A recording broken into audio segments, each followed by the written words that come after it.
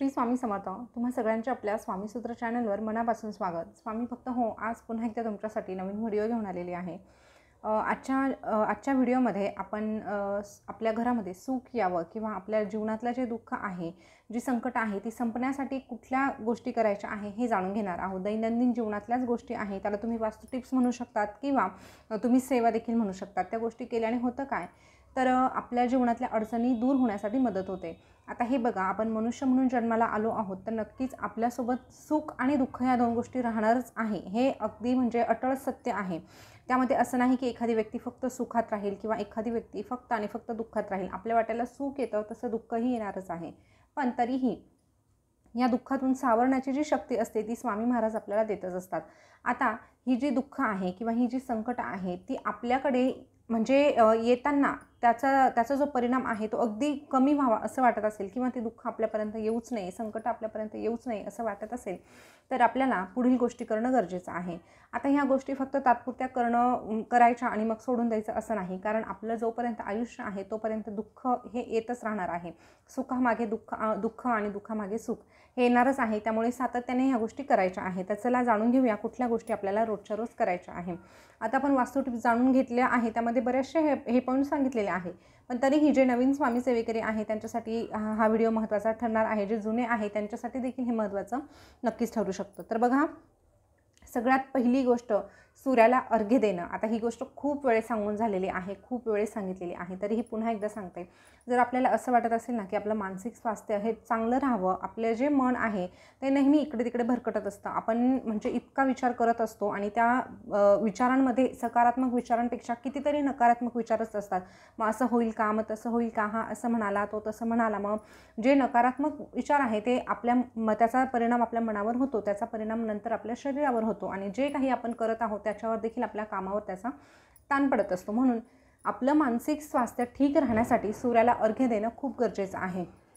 जेव्हा आपण सूर्याला अर्घ्य देणार आहोत त्याच्यानंतर 1-2 मिनिट का होईना सूर्याकडे त्राटक, म्हणजे काय तर सूर्याकडे थोडा वेळ बघायचं आहे. आता हे बघा, जेव्हा सूर्य पूर्णपणे उगवतो तेव्हा आपली कोणाची हिंमत नसते की सूर्याकडे आपण म्हणजे डोळे उघडे ठेवून बघू शकतो, पण उगवणारा जो सूर्य आहे त्याकडे आपण आरामात बघू शकतो. तर सकाळी आपल्याला हे एक काम करायचं आहे. त्यानंतरचं दुसरं जे काम आहे ते म्हणजे घरामध्ये नित्यनियमाने कापूर जाळायला सुरुवात करा.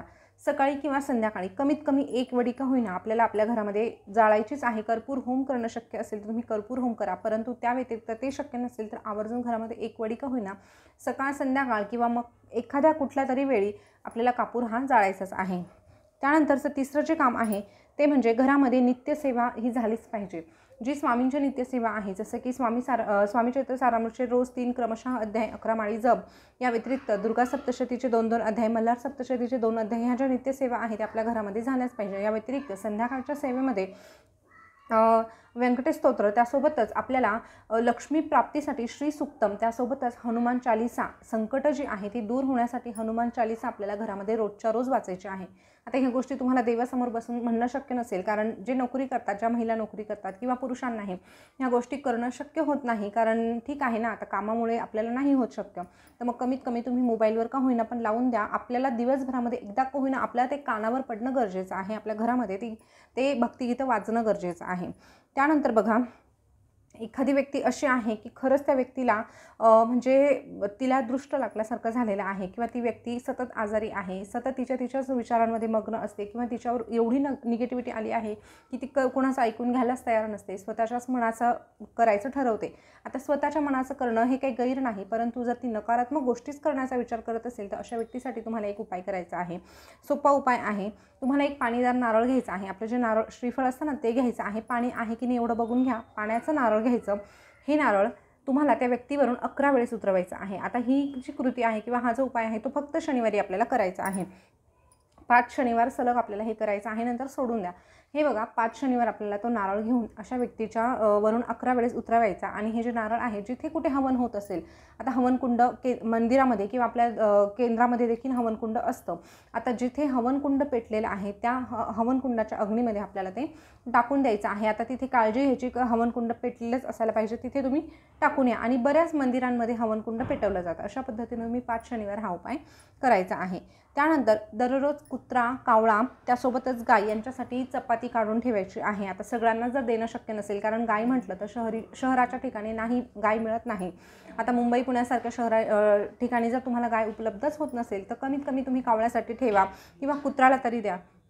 या व्यतिरिक्त रोज आता शुक्रवारच्या दिवशी जर आपण गव्हाच्या पिठामध्ये थोडीशी साखर टाकून मिक्स अशी कडेला भिंतीच्या कडेला ठेवली तर मुंग्या ते खाऊन जातात, त्याने लक्ष्मी प्राप्तीही होत असते। त्यासोबतच आपले पितृदोष दूर होण्यासाठी देखील आपल्याला मदत होत असते। तर हा छोटासा उपाय आहे तो तुम्ही रोजच्या रोज केला किंवा दर शुक्रवारी केला तरीही चालेल।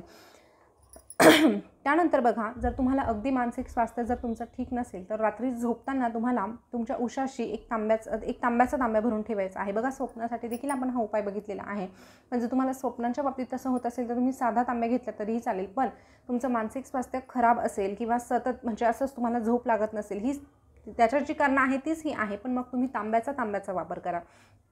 तांब्या घ्यायचा, तो भरून ठेवायचा आणि दुसऱ्या दिवशी सकाळी हे जे पाणी आहे ते कुठल्याही झाडाला तुम्ही घालून द्यायचं। तुळशीला घालायचं नाही, कुठल्याही झाडाला तुम्ही हे घालू शकतात। याने देखील तुमचं मानसिक स्वास्थ्य चांगलं राहण्यासाठी मदत होणार आहे। त्यानंतर बघा, शनिवारी अजून एक उपाय आपल्याला करायचा आहे। तो कसा, तर आपली सावली दान करायची। आता सावली दान करायची म्हणजे काय हे समजून सांगते। बघा, काय करायचं, एक कास्याची वाटी घ्यायची किंवा मग साधी घेतली तरीही चालेल। त्या वाटीमध्ये तुम्हाला मोहरीचं तेल घ्यायचं। आता ते मोहरीचे तेल भरलं की त्यामध्ये आपलीच सावली म्हणजे आपलं प्रतिबिंब बघायचं। एकदा बघून झालं की ही जी वाटी आहे ते तेल त्या वाटीसह किंवा तुम्ही पंती जरी घेतलेली असेल त्याच्यासह एखाद्या गरजू व्यक्तीला दान करायचं। तसं करणं शक्य नसेल तर शनिदेवाच्या मंदिरात जायचं आणि त्या ठिकाणी ही वाटी ठेवून यायची आहे। तुम्ही हे दर शनिवारी करून बघा किंवा जसं जसं जमणार आहे तसं तसं त्या शनिवारी तुम्ही करून बघा। नक्कीच यामध्ये म्हणजे तुम्हाला फरक जाणवल्याशिवाय राहणार नाही। जी निगेटिव्हिटी आहे ती दूर होण्यासाठी मदत होईल। जर तुम्हाला शनी साडेसाती चालू असेल तर त्यापासून देखील मुक्तता मिळण्यासाठी तुम्हाला मदत मिळणार आहे। यानंतर बघा, ज्या काही आपण छोट्या छोट्या वास्तू टिप्स जाणून घेतो, आपल्या स्वामीसूत्र चॅनलवर भरपूर वास्तू टिप्स आलेल्या आहे। इथून मागचे व्हिडिओ जर तुम्ही बघितले नसतील तर आवर्जून बघा। त्यापैकी ज्या गोष्टी तुम्हाला करणं शक्य होणार आहे त्या तुम्ही आवर्जून करत जा। रोजच्या दैनंदिन जीवनाचा तो भाग आहे। असा आहे की आपल्याला वेगळा वेळ काढायचा आणि मग कामधंदा सोडून ते करत बसायचं, असं अजिबात नाही। आपण जे काही वास्तू टिप्स सांगितलेले आहे त्या प्रत्येकाला शक्य होतील, प्रत्येकाला परवडतील अशा सांगितलेल्या आहे। त्यामुळे त्या वास्तू टिप्स फॉलो करायला अजिबात विसरू नका। त्यासोबत स्वामी महाराज आहेच घरामध्ये, गुरुचरित्र, मल्हार सप्तशती, दुर्गा सप्तशती ह्या ज्या सेवा आहे त्या कंटिन्यू चालू ठेवा। नाही रोजच्या रोज करणं शक्य झालं तर जसं जमणार आहे तसंच करत जा, परंतु सेवेला अंतर देऊ नका एवढंच या ठिकाणी सांगेल। नक्कीच आपल्या घरामध्ये म्हणजे सुखाची जी पावलं आहे ती चालत येणार आहे। त्यासोबतच लक्ष्मी माता देखील आपल्या घरामध्ये कायमस्वरूपी वास्तव्य करणार आहे।